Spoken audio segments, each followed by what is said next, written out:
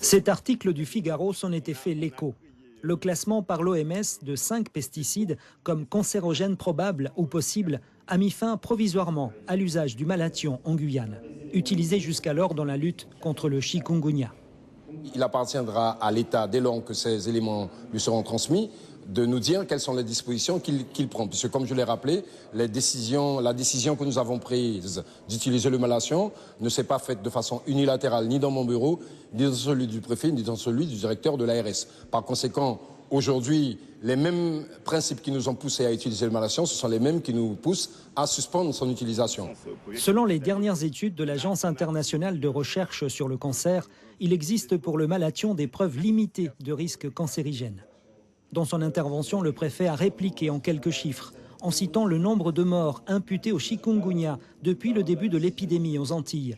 85 en Martinique, 75 en Guadeloupe, contre 2 en Guyane, le seul département à utiliser le malathion. Du côté des opposants de la première heure, ce nouveau classement de l'OMS ne vient que confirmer les alertes lancées depuis de nombreuses années.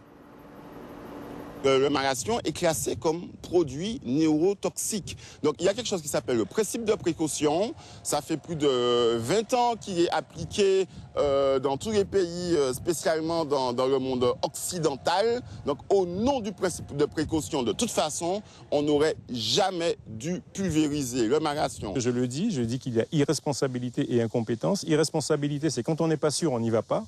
Et incompétence, parce que les personnes qui travaillent, qui sont des techniciens, des scientifiques qui travaillent autour de l'ARS et du Conseil général auraient dû alerter de façon plus précise les décideurs. Face aux critiques de ceux qu'il a qualifiés d'ayatollah de l'écologie, le président Tien Long répond qu'il agit en responsabilité.